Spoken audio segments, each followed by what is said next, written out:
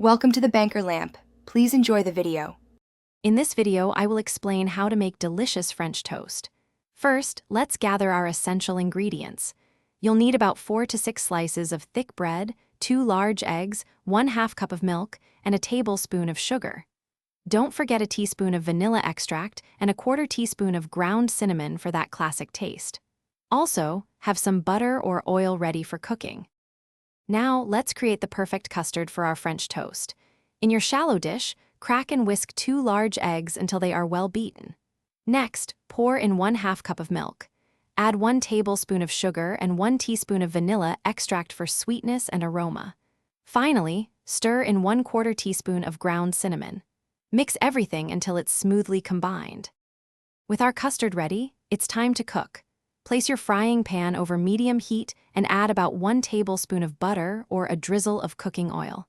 Once the butter is melted and shimmering, take a slice of bread and dip it into the egg mixture. Let it soak for about 10 seconds on each side, ensuring it's fully coated but not overly saturated.